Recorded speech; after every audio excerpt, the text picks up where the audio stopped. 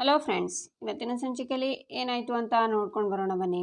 ಮತ್ತೆ ಈ ಥರ ನಡ್ಕೊಂಡ್ರೆ ಅವನ ಬಗ್ಗೆ ಇರೋ ಚೂರು ಪಾರು ಗೌರವನು ಇದ್ದಿದ್ದು ಹಾಳಾಗಿ ಹೋಗುತ್ತೆ. ಅವನು ಇನ್ನೂ ಕೆಳಮಟ್ಟಕ್ಕೆ ಹೋಗ್ತಾನೆ. ಗಿರಿಜಾ, ಛೇ, ನನ್ನ ಮನಸ್ಸೇ ಹಾಳಾಗೋಯ್ತು. ದೇವಸ್ಥಾನನೂ ಬೇಡ, ಏನು ಬೇಡ, ನಡಿ ಮನೆಗೆ ಅಂತಾರೆ ನಂದನ್. ಆಗ ರಜನಿ ಸರ್, ನಂದು ಪೇಮೆಂಟ್ ಕ್ಲಿಯರ್ ಆಗಿಲ್ಲ ಸರ್ ಅಂತಾನೆ. ಏನಂದೆ ಅಂತಾರೆ ನಂದನ್. ಬೇಡ ಸರ್, ಬೇಡ, ಕೊಟ್ಟಿರೋದೇ ಸಾಕಾಗಿದೆ. ಚಿನ್ನ ಇನ್ಮೇಲೆ ಇನ್ಯಾವತ್ತೂ ನಿನಗೆ ಹೊಡೆಯಲ್ಲ ಕಣೆ, ನಡಿ ಅಂತ ಅವರಿಬ್ಬರು ಹೋಗ್ತಾರೆ. ಕತ್ತೆ ಬಡವಾ ಅಂತ ಗಿರಿಜನ ಕರ್ಕೊಂಡು ಹೋಗ್ತಾರೆ ನಂದನ್. ಈಚೆ ರಜನಿ ಸರ್ ಕೇಶವ ಮತ್ತು ಮೀನಾ ಹತ್ರ ಬಂದು, ಸಾರಿ ಬ್ರದರ್, ನಾನು ತುಂಬಾ ಪ್ರಯತ್ನ ಪಟ್ಟೆ, ಆದರೆ ಆ ವಯ್ಯ ನಾಯಿ ಹೊಡೆದಂಗೆ ಹೊಡೆದ್ಬಿಟ್ರು, ಸಾರಿ ಬ್ರದರ್ ಅಂತಾರೆ. ನಿಮ್ಮ ಪೇಮೆಂಟ್ ನಿಮಗೆ ತಲುಪುತ್ತೆ, ನಾವೇನು ಹೊರಡ್ತೀವಿ ಅಂತ ಕೇಶವ ಮೀನಾ ಅಲ್ಲಿಂದ ಬರ್ತಾರೆ. ಈಚೆ ವಲ್ಲಭ ಅಮೂಲ್ಯ ಹತ್ರ, ನಿಜ ಹೇಳು, ಇದೆಲ್ಲ ಯಾರು ಮಾಡಿದ್ದು? ಸರಿ ಸರಿ ಬಾ ಹೋಗೋಣ ಅಂತಾನೆ. ಈಚೆ ಮನೆ ಟೆಂಟ್ ಹತ್ರ ವಲ್ಲಭ ನಿಂತಿರ್ತಾನೆ. ಆಗ ಅಲ್ಲಿ ಕೇಶವ, ಮೀನಾ, ಗಿರಿಜಾ, ಅಮೂಲ್ಯನೂ ಇರ್ತಾರೆ. ಪ್ರಿಯ, ವೀಣಾ ಊಟ ಕೊಟ್ಟು ವಾಪಸ್ ಬರ್ತಾರೆ.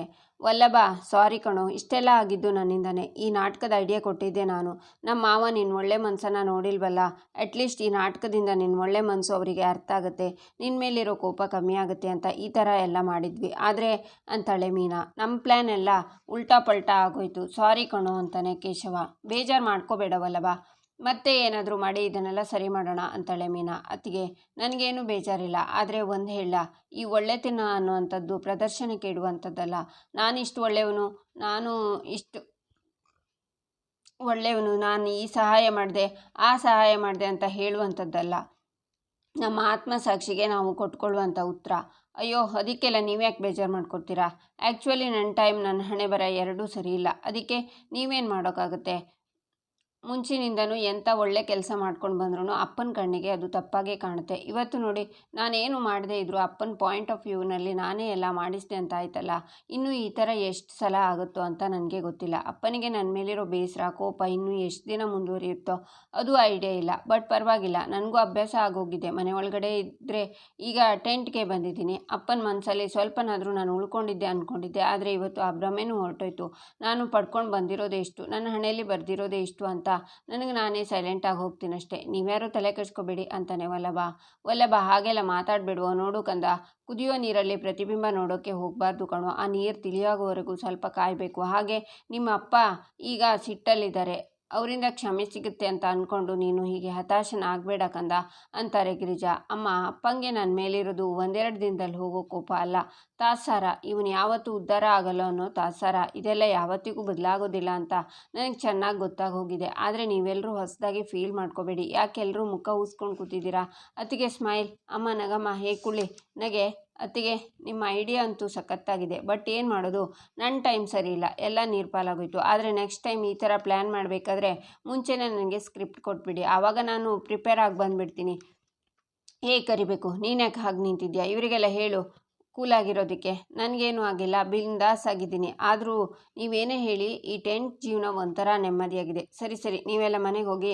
ಸದ್ಯ ವಜ್ರಮುನಿ ನೋಡಿಲ್ಲ, ಅವನೇನಾದರೂ ನೋಡಿದರೆ ನಿಮ್ಮನ್ನು ಈ ಟೆಂಟಲ್ಲಿರೋದಕ್ಕೆ ಕಳಿಸ್ತಿದ್ರು. ಜಾಗನೇ ಇಲ್ಲ ಈ ಟೆಂಟಲ್ಲಿ. ಆಮೇಲೆ ಅಣ್ಣ ಹೋಗೋಣ, ಕರ್ಕೊಂಡು ಹೋಗೋತ್ತಿಗೆನ. ಕುಳ್ಳಿ ನೀನೇನು ನೋಡ್ತಿದ್ಯಾ, ಹೋಗೆ ಅಂತಾನೆ ವಲ್ಲಭ. ಅವ್ರು 3 ಜನ ಹೋಗ್ತಾರೆ. ಅಮ್ಮ, ನೀನು ಈ ಥರ ಫೀಲ್ ಮಾಡ್ಕೊಂಡಿದ್ರೆ ನನಗೆ ಇಷ್ಟ ಆಗಲ್ಲ, ಆರಾಮಾಗಿರು, ನಾನಿಲ್ಲಿ ಆರಾಮಾಗೇ ಇದ್ದೀನಿ ಅಂತಾನೆ ವಲ್ಲಭ. ಗಿರಿಜಾ ಕಣ್ಣೀರನ್ನು ಒರೆಸ್ಕೊತಾ ಒಳಗೆ ಹೋಗ್ತಾರೆ. ಅದನ್ನೆಲ್ಲ ನೋಡ್ತಾ ನಂದನ್ ನಿಂತಿರ್ತಾರೆ. ಅಂದರೆ ನಾಟಕ ಮಾಡೋಕ್ಕೆ ಹೇಳಿದ್ದು ವಲ್ಲಭ ಅಲ್ವಾ ಅಂತ ಯೋಚನೆ ಮಾಡ್ತಾರೆ ನಂದನ್. ಈಚೆ ವೀಣಾ, ಆದರೂ ಪ್ರಿಯಾ, ಈ ಅತ್ತಿಗೆಯ ಅರ್ಜೆಂಟಾಗಿ ಈ ಬಾಕ್ಸ್ ಎಲ್ಲ ರೆಡಿ ಮಾಡಿ ಅಳಿಯಂದ್ರ ಆಫೀಸ್ಗೆ ತೊಗೊಂಡು ಹೋಗಿ ಕೊಡಿ ಅಂತ ಯಾಕೆ ಹಂಗಾಡ್ತಿದ್ರು ಅಂತ ನಮ್ಮಿಬ್ಬರನ್ನ ಅಲ್ಲಿಂದ ಕಳಿಸಿ ಅವ್ರ ಮಗನ ಪುರುಷೋತ್ತಮ ಅಂತ ತೋರಿಸೋದಕ್ಕೆ ನಿಮ್ಮ ಮಾವನ ಮುಂದೆ ಇಷ್ಟೆಲ್ಲ ನಾಟಕ ಆಡಿದ್ದು ಒಂದು ರೀತಿಲಿ ನಾವು ಇಲ್ಲದೇ ಇದ್ದು ಒಳ್ಳೆಯದೇ ಆಯಿತು ಕಣೆ. ಮಿಜಿ ನಿಮ್ಮ ಮಾವಂಗೆ ಸತ್ಯ ಎಲ್ಲ ಗೊತ್ತಾಯಿತು ಅಷ್ಟೇ.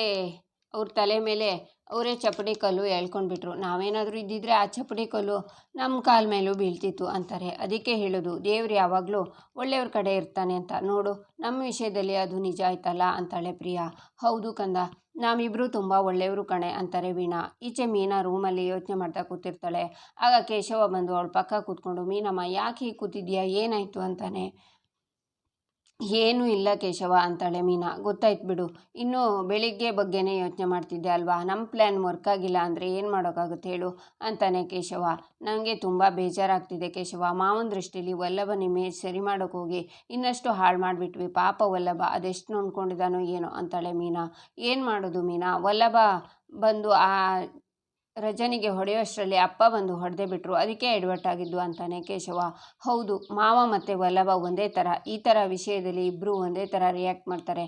ನಾವೇನೇ ಸ್ವಲ್ಪ ಹುಷಾರಾಗಿ ಪ್ಲ್ಯಾನ್ ಮಾಡಬೇಕಾಗಿತ್ತು ಅಂತಾಳೆ ಮೀನಾ. ಮೀನಾ, ನೀನು ಇದ್ರ ಬಗ್ಗೆ ಯೋಚನೆ ಮಾಡೋದನ್ನು ನಿಲ್ಲಿಸ್ತೀಯಾ ಅಂತಾನೆ ಕೇಶವ.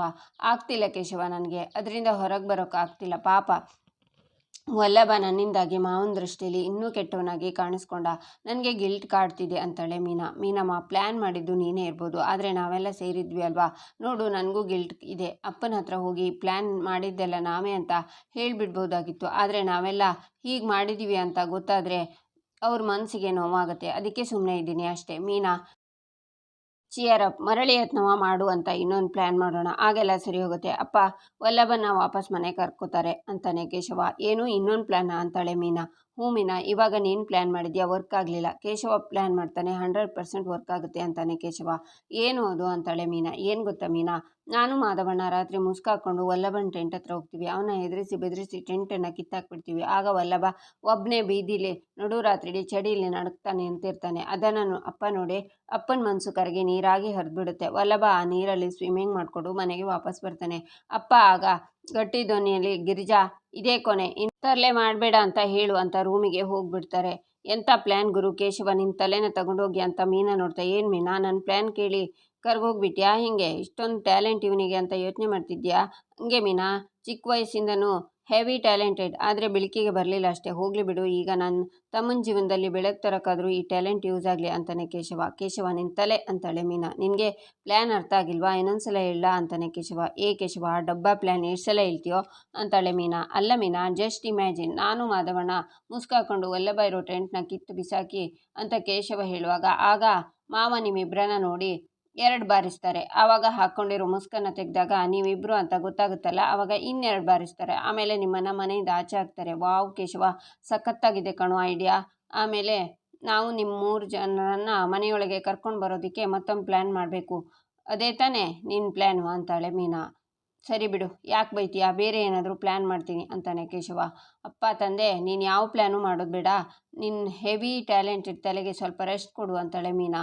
ಈಚೆ ವೀಣಾ ಪ್ರಿಯ ಹತ್ರ. ಪ್ರಿಯ, ಇವತ್ತೇನೋ ನಮ್ಮ ಅದೃಷ್ಟ ಚೆನ್ನಾಗಿತ್ತು, ಆ ಮೀನಾ ಮಾಡಿದ ಪ್ಲ್ಯಾನ್ ಎಲ್ಲ ಹಾಳಾಗೋಯ್ತು. ಇಲ್ಲಾಂದರೆ ಆ ವಲ್ಲಭ ಮನೆಗೆ ಬಂದಿದ್ದರೆ ಏನು ಗತಿ, ಅಲ್ಲಿ ನೋಡು, ವಲ್ಲಭ ಮನೆಯೊಳಗೆ ಬರಬಾರ್ದು, ಅವನು ಇಲ್ಲಿರಬಾರ್ದು ಅಂತ ದ್ವೇಷ ನನಗೇನಿಲ್ಲ, ಆದರೆ ಅವರೆಲ್ಲ ನಿನ್ನಿಂದ ಆದಷ್ಟು ದೂರ ಇದ್ದರೆ ನಿನಗೆ ಅನುಕೂಲ ಅಂತ ನೀನು ಅದನ್ನು ಉಪಯೋಗಿಸ್ಬೋದು ಅಂತ ಅಷ್ಟೇ ಕಣೆ ಅಂತಾರೆ. ಅದೇನೋ ಸರಿ ಅಮ್ಮ, ಇವತ್ತು ಏನೋ ಇವ್ರು ಮಾಡಿರೋ ಪ್ಲ್ಯಾನು ಹಳ್ಳ ಹಿಡ್ದಿದೆ, ಹಾಗಂತ ಇವ್ರು ಸುಮ್ಮನೆ ಇರ್ತಾರಾ, ನಾಳೆ ಇನ್ನೊಂದು ಪ್ಲ್ಯಾನ್ ಮಾಡೇ ಮಾಡ್ತಾರೆ. ಆ ವಲ್ಲಭ ಮನೆಗೆ ಬಂದರೆ ಏನು ಮಾಡೋದಮ್ಮ ಅಂತಾಳೆ ಪ್ರಿಯಾ. ನೋಡು ಪ್ರಿಯಾ, ನಮಗಿರೋ ಒಂದೇ ಒಂದು ಕಂಟಕ ಅಂದರೆ ಆ ಟೆಂಟ್ ವಲ್ಲಭ. ಆ ಟೆಂಟಲ್ಲಿರೋ ತನಕ ಇವರೆಲ್ಲರೂ ಕರಳು ಚುರುಕಂತಾನೆ ಇರುತ್ತೆ, ಏನಾದರೂ ಒಂದು ಮಾಡೋಕ್ಕೆ ಪ್ರಯತ್ನ ಪಡ್ತಾನೆ ಇರ್ತಾರೆ. ಎಷ್ಟಾದರೂ ನಿಮ್ಮ ಮಾವನ ಹೆತ್ತು ಕರಳು ಚುರುಕನ್ನತ್ತೆ. ವಲ್ಲಭನ ನೋಡ್ತಾ ನೋಡ್ತಾ ಅವನ್ನ ಕ್ಷಮಿಸಿ ಮನೆಯೊಳಗೆ ಬಾ ಅಂದ್ಬಿಟ್ರೆ ಅಂತಾರೆ ವೀಣಾ. ಹ್ಞೂ ಅಮ್ಮ, ನಮ್ಮ ಮಾವ ನೋಡೋಕ್ಕೆ ಸ್ಟ್ರಿಕ್ಟ್ ಅನಿಸಿದ್ರು ಅವ್ರ ಮನಸ್ಸು ಬೇಗ ಕರಗುತ್ತೆ ಅಮ್ಮ ಅಂತಾಳೆ ಪ್ರಿಯಾ. ಅದಕ್ಕೆ ಕಣೆ ನಾನು ಹೇಳ್ತಿರೋದು, ಆದಷ್ಟು ಬೇಗ ಆ ಟೆಂಟನ್ನು ಎಲ್ಲಾದರೂ ಎತ್ತಂಗಡಿ ಮಾಡಿಸಿ ವಲ್ಲಭನ ಆದಷ್ಟು ದೂರ ಕಳಿಸ್ಬೇಕು. ಆವಾಗ ಇದು ಯಾವ ಸಮಸ್ಯೆನೂ ಇರಲ್ಲ ಕಣೆ. ಅದಕ್ಕೆ ನಾನೇ ಏನಾದರೂ ಒಂದು ಪ್ಲ್ಯಾನ್ ಮಾಡ್ತೀನಿ ಇರು. ಪ್ಲ್ಯಾನ್ ಮಾಡೋಕ್ಕೆ ಮೀನಾ ಅಮೂಲ್ಯಂಗೆ ಬರೋದಾ, ನಾನು ಅವ್ರ ಅಪ್ಪನ ಥರ ಪ್ಲ್ಯಾನ್ ಮಾಡ್ತೀನಿ ಅಂತಾರೆ ವೀಣಾ. ಈಚೆ ಗಿರಿಜಾ ಹಾಲ್ನಲ್ಲಿ ಸೋಫಾದಲ್ಲಿ ಕೂತಿರ್ತಾರೆ. ಆಗ ಮೀನಾ ಬಂದು, ಸಾರಿ ಅತ್ತೆ, ಏನು ಮಾಡಬೇಕು ಅಂತ ಹೋಗಿ ಮತ್ತೇನೋ ಆಗೋಯ್ತು, ಇದನ್ನೇ ನೀವು ಮನಸ್ಸಲ್ಲಿ ಇಟ್ಕೊಂಡು ನೊಂದ್ಕೋತಿದ್ದೀರಾ ಅಂತಾಳೆ ಮೀನಾ. ಬೇಜಾರಂತೂ ಆಗ್ತಿದೆ ಕಣೆ, ನಿನ್ನ ಮೇಲೆ ನನಗೆ ಯಾವ ಬೇಜಾರು ಇಲ್ಲಮ್ಮ. ಪಾಪ ನಿನ್ನ ಮೈದನ್ನ ಮನೆಗೆ ಬರಲಿ ಅಂತ ಏನೆಲ್ಲ ಮಾಡಿದೆ, ಆದರೆ ಏನು ಮಾಡೋದು, ಯಾವುದು ನಾವು ಅಂದ್ಕೊಂಡಾಗ ಆಗೇ ಇಲ್ವಲ್ಲ. ಈ ಅಪ್ಪ ಮಗನ ಮನಸ್ಸು ಕೋಪ ಇದ್ಯಾವುದು ನನಗೆ ಹೊಸದಲ್ಲ ಕಣೆ, ಚಿಕ್ಕಂದಿನಿಂದಲೂ ಹೀಗೆ. ವಲ್ಲಭ ಏನಾದರೂ ತಪ್ಪು ಮಾಡಿ ಅವ್ರ ಅಪ್ಪನ ಕಣ್ಣಿಗೆ ಕೆಟ್ಟವನಾಗಿ ಕಾಣಿಸ್ತಾನೆ, ಆಮೇಲೆ ಅವ್ರ ಅಪ್ಪನ ಸಿಟ್ಟು ಕಮ್ಮಿ ಆಗುತ್ತೆ, ಏನು ಎಲ್ಲ ವಿಚಾರ ಸರಿ ಆಗಿಬಿಡುತ್ತೆ. ಆದರೆ ಈಗ ಈ ಕೋಪ ಇನ್ನೂ ಒಂದು ಹೆಜ್ಜೆ ಮುಂದಕ್ಕೆ ಹೋಯಿತು. ನನಗೆ ಈಗ ಹೆಚ್ಚು ಯೋಚನೆ ಆಗ್ತಿರೋದು ಅಮೂಲ್ಯನ ಬಗ್ಗೆ ಕಣೆ ಅಂತಾರೆ ಗಿರಿಜಾ. ಅಮೂಲ್ಯನ ಬಗ್ಗೆನಾ ಅಂತಾಳೆ ಮೀನಾ. ಹ್ಞೂ ಮೀನಾ, ಪಾಪ ಕಣೆ ಅಮ್ಮು, ವಲ್ಲಭನ ನಂಬ್ಕೊಂಡು ಈ ಮನೆಗೆ ಬಂದಿದ್ದಾಳೆ. ಆದರೆ ಈಗ ವಲ್ಲಭನೇ ಮನೆಯಿಂದ ಆಚೆ ಹೋಗುವ ಹಾಗಾಗಿದೆ. ಅವಳ ಮನಸ್ಸಲ್ಲಿ ಎಷ್ಟು ಕಷ್ಟ ಆಗ್ತಿದೆಯೋ ಏನೋ ಕಣೆ. ಅಮೂಲ್ಯಂಗೆ ವಲ್ಲಭನ ಮೇಲೆ ಪ್ರೀತಿ ಇದೆಯೋ ಇಲ್ವೋ ಅದು ಬೇರೆ ಮಾತು. ಆದರೆ ಈಗ ಅಮ್ಮು ವಲ್ಲಭನ ತನ್ನ ಗಂಡ ಅಂತ ಒಪ್ಕೊಂಡಿದ್ದಾಳೆ ಕಣೆ. ಗಂಡ ಆದವನು ಇಂಥ ಪರಿಸ್ಥಿತಿ ಬಂದರೆ ಹೆಂಡತಿ ಆದವಳು ಅದನ್ನು ಹೇಗೆ ತಡ್ಕೋತಾಳೆ ಅಂತಾರೆ ಗಿರಿಜಾ. ಹೌದು ಅತ್ತೆ, ಪಾಪ ಅಮ್ಮು ಕೊರಗ್ತಿದ್ದಾಳೆ. ವಲ್ಲಭ ಮನೆಯೊಳಗೆ ಬರೋವರೆಗೂ ಅವಳಿಗೆ ಸಮಾಧಾನನೇ ಇಲ್ಲ ಪಾಪ ಅಂತಾಳೆ ಮೀನಾ. ಇವತ್ತಿನ ಪ್ರಯತ್ನ ವ್ಯರ್ಥ ಆಯಿತು ಅಂತ ನಾವೇನಾದರೂ ಮಾಡೋಣ ಅಂದರೆ ತುಂಬ ಭಯ ಆಗ್ತಿದೆ ಕಣೆ ಮೀನಾ. ಕಡೆ ಪಕ್ಷ ನಮ್ಮ ವಲ್ಲಭ ಟೆಂಟ್ ಹಾಕ್ಕೊಂಡು ಮನೆ ಎದುರುಗಡೆ ಕಣ್ಮುಂದೆ ಇದ್ದಾನೆ. ನಾವೇನಾದರೂ ಬೇರೆ ಮಾಡೋಕೆ ಹೋಗೋದು, ನಿಮ್ಮ ಮಾವಂಗೆ ಸಿಟ್ಟು ಬರೋದು, ಅವ್ರು ಆಮೇಲೆ ವಲ್ಲಭಂಗೆ ಬೈದು ಅಂತ ಇನ್ನೂ ಬೇಜಾರು ಮಾಡಿಕೊಂಡು ನಿಮ್ಮ ಕಣ್ಣು ಮುಂದೆ ಇರಲ್ಲ ಅಂತ ಎಲ್ಲಾದರೂ ಬೇರೆ ಹೊರಟೋದ್ರೆ ಭಯ ಆಗ್ತಿದೆ ಕಣೆ ಮೀನಾ ಅಂತಾರೆ ಗಿರಿಜಾ. ಹಾಗೆಲ್ಲ ಏನೂ ಆಗಲ್ಲ ಅತ್ತೆ, ದೇವರಿದ್ದಾನೆ ಅಂತಾಳೆ ಮೀನಾ. ಈಚೆ ಅಮೂಲ್ಯ ಗಿರಿಜಾ ಹತ್ರ, ಅತ್ತೆ ಇವತ್ತು ವಲ್ಲಭಂಗೆ ನಾನೇ ಊಟ ತಗೊಂಡೋಗಿ ಕೊಡ್ತೀನಿ ಅಂತಾಳೆ. ಆಯಿತು ಕಂದ, ಹಾಗೆ ಮಾಡು ಅಮ್ಮ. ನೀನು ಬೆಳಿಗ್ಗೆಯಿಂದ ಏನೂ ತಿಂದಿಲ್ವಲ್ಲ, ಒಂದು ಕೆಲಸ ಮಾಡು, ನೀನು ವಲ್ಲಭನ ಜೊತೆಗೆ ಊಟ ಮಾಡು ಅಂತಾರೆ ಗಿರಿಜಾ. ಸರಿ ಅತ್ತೆ ಅಂತಾಳೆ ಅಮೂಲ್ಯ. ಆಗ ನನ್ನ ಗಿರಿಜಾ ಅಂತ ಕರೀತಾರೆ. ಅಮೂಲ್ಯ ಇಲ್ಲೇ ಹಾಟ್ ಬಾಕ್ಸಲ್ಲಿದೆ, 5 ನಿಮಿಷ ಬಿಟ್ಟು ಹೋಗು, ನಿಮ್ಮ ಮಾವಂಗೆ ಗೊತ್ತಾದರೆ ಬೈತಾರೆ ಕಣೆ, ಬಂದೇರಿ ಅಂತ ಗಿರಿಜಾ ಹೋಗ್ತಾರೆ. ಈಚೆ ಅಮೂಲ್ಯ ಊಟ ಹಾಕ್ಕೊಳ್ಳುವಾಗ ವೀಣಾ ಬಂದು, ನನ್ನ ಮುದ್ದು ಬಂಗಾರ ಏನು ಮಾಡ್ತಿದ್ಯಮ್ಮ ಅಂತಾರೆ. ಅದು ಆಂಟಿ ಅಂತ ಹಾಟ್ ಬಾಕ್ಸ್ ಮುಚ್ಚಳ ಹಿಡ್ಕೋತಾಳೆ ಅಮೂಲ್ಯ. ಓಹೋ, ನಿನ್ನೆ ನೋಡಿದರೆ ಅಣ್ಣಂದ್ರು ಸೇರಿ ವಲ್ಲಭಂಗೆ ಊಟ ಮಾಡಿಸಿದ್ರು, ಇವತ್ತು ಈ ಚೋಟ್ ಮೆಣಸಿನ್ಕಾಯಿ ಪಾಳೆನ ನಾನು ಬಿಟ್ಬಿಡ್ತೀನಾ ಇವಳನ್ನ ಅಂತ ಯೋಚನೆ ಮಾಡ್ತಾ, ವೀಣಾ ಏನಮ್ಮ ಮಾಡ್ತಿದ್ಯಾ, ಅಡುಗೆ ಮನೆ ಕ್ಲೀನಿಂಗಾ? ಅಯ್ಯೋ ನಾನೊಬ್ಳು, ನನ್ನ ಮಗಳು ಬಂದಮೇಲೆ ನಿಮಗೆ ಈ ಕೆಲಸವೇ ಇಲ್ವಲ್ಲ, ಅವಳು ತಾನೇ ಎಲ್ಲ ಮಾಡೋದು ಅಂತಾರೆ ವೀಣಾ. ಆಂಟಿ ನಿಮಗೇನಾದರೂ ಬೇಕಿತ್ತಾ ಅಂತಾಳೆ ಅಮೂಲ್ಯ. ಅದು ಆವಾಗಲೇ ಊಟ ಮಾಡಿದ್ನಲ್ಲ, ನನಗೆ ಸರಿಯಾಗಿ ಊಟನೇ ಸೇರಲಿಲ್ಲ ಅಮ್ಮು, ಇಷ್ಟು ತಿಂದೆ, ಆಮೇಲೆ ಮಾತ್ರೆ ತಗೊಂಡಲ್ಲ, ಇವಾಗ ಹಸಿವಾಗ್ತಿದೆ, ಅದಕ್ಕೆ ಪಲಾವ್ ಇದೆಯಲ್ಲ ತಿನ್ಕೊಂಡು ಹೋಗೋಣ ಅಂತ ಬಂದೆ. ಇಲ್ಲೇ ಇದೆಯಲ್ಲ ಬಡಿಸ್ಕೋತೀನಿ ಬಿಡು ಅಂತ ಹಾಟ್ ಬಾಕ್ಸ್ನಲ್ಲಿ ಇದನ್ನೆಲ್ಲ ತಟ್ಟೆಗೆ ಹಾಕ್ಕೊಂಡು ತಿನ್ನೋಕ್ಕೆ ಶುರು ಮಾಡ್ತಾರೆ ವೀಣಾ. ಅದು ಆಂಟಿ ಅಂತ ಅಮೂಲ್ಯ ಹೇಳುವಾಗ, ಪಲಾವ್ ಅದು ತುಂಬ ಚೆನ್ನಾಗಿದೆ ಅಮ್ಮ, ನಿಮ್ಮ ಅತ್ತೆ ಎಷ್ಟು ರುಚಿಯಾಗಿ ಮಾಡ್ತಾರೆ, ಏನು ರುಚಿ, ನಾನು ಪಲಾವ್ನ ಸಖತ್ತಾಗಿ ಮಾಡ್ತೀನಿ, ಒಂದಿನ ಎಲ್ಲರೂ ನಮ್ಮ ಮನೆಗೆ ಬಂದುಬಿಡಿ, ಎಲ್ಲರೂ ಸೇರಿ ಪಲಾವ್ ಪಾರ್ಟಿನೇ ಮಾಡೋಣ, ನಾನಂತೂ ಪಲಾವ್ಗೆ ದ್ರಾಕ್ಷಿ, ಗೋಡಂಬಿ, ಅರ್ಜುನ, ಬಾದಾಮಿ, ಖರ್ಜೂರ ಎಲ್ಲ ಹಾಕ್ಬಿಡ್ತೀನಿ ಅಂತಾರೆ ವೀಣಾ. ಅಯ್ಯೋ ನಾ ಈಗ ವಲ್ಲಭಂಗೆ ಏನು ತಗೊಂಡು ಹೋಗಿ ಕೊಡಲಿ, ಆವಾಗಲೇ ತುಂಬ ಲೇಟಾಯಿತು, ಅವನಿಗೆ ಪಾಪ ಹಸಿವಾಗಿರುತ್ತೆ, ಏನು ಮಾಡಲಿ ಅಂತ ಅಮೂಲ್ಯ ಯೋಚನೆ ಮಾಡ್ತಾಳೆ. ಅಮ್ಮ ಯಾಕೆ ಒಂಥರ ಇದೆಯಾ, ಏನೂ ಮಾತಾಡ್ತಾನೆ ಇಲ್ಲ, ಈ ಪಲಾವ್ ಬೇರೆ ಯಾರಿಗಾದರೂ ಬೇಕಿತ್ತ ಅಮ್ಮ, ನೀನು ಮೊದಲೇ ಹೇಳೋದಲ್ವಾ, ಎಂಜಲು ಬೇರೆ ಮಾಡಿಬಿಟ್ಟೆ, ಇಷ್ಟಕ್ಕೂ ಎಲ್ರದ್ದು ಊಟ ಆಯ್ತಲ್ಲ, ಯಾರಿದ್ದಾರೆ ಊಟಕ್ಕೀಗ, ನೀನು ಯಾಕೋ ಮಾತಾಡ್ತಿಲ್ಲ, ನಾನು ಪ್ರಿಯಾ ಜೊತೆ ಅವಳ ರೂಮಲ್ಲೇ ಕೂತ್ಕೊಂಡು ಪಲಾವ್ ತಿಂತೀನಿ ಅಂತ ಹೋಗ್ತಾರೆ ವೀಣಾ. ಆಗ ಅಮೂಲ್ಯ ಹಾಟ್ ಬಾಕ್ಸ್ನಲ್ಲಿ ಉಳಿದಿರೋ ಒಂಚೂರು ಪಲಾವನ್ನ ತಟ್ಟೆಗೆ ಹಾಕಿ ಒಂದೇ ಒಂದು ತುತ್ತಿದೆ, ಇದು ವಲ್ಲಭಂಗೆ ಹೇಗೆ ಸಾಕಾಗುತ್ತೆ ಅಂತ ತಗೊಂಡು ಬರ್ತಾಳೆ ಅಮೂಲ್ಯ.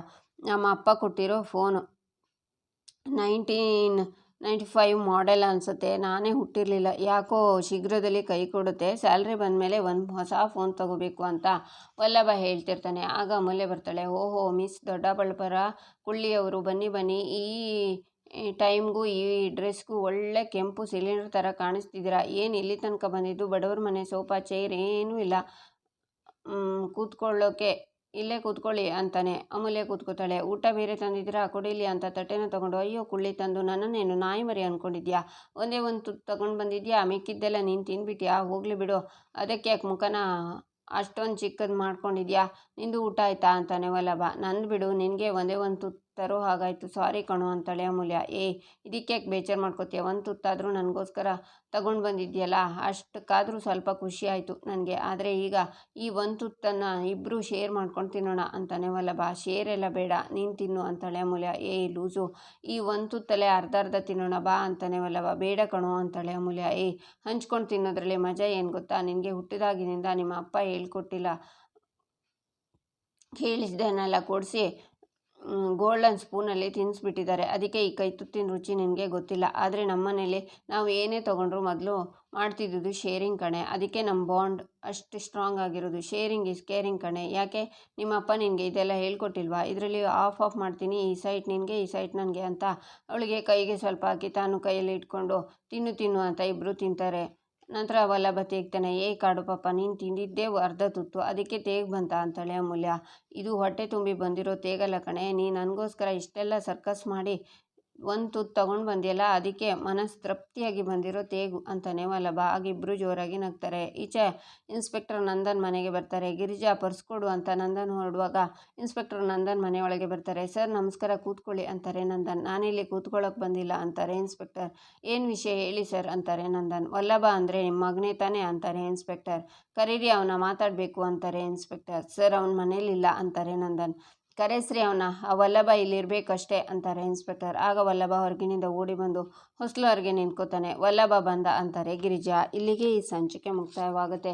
ಮುಂದಿನ ಸಂಚಿಕೆಗಾಗಿ ನಮ್ಮ ಚಾನಲನ್ನು ನೋಡಿ, ಸಬ್ಸ್ಕ್ರೈಬ್ ಮಾಡಿ, ಲೈಕ್ ಮಾಡಿ, ಸಪೋರ್ಟ್ ಮಾಡೋದನ್ನು ಮರಿಬೇಡಿ.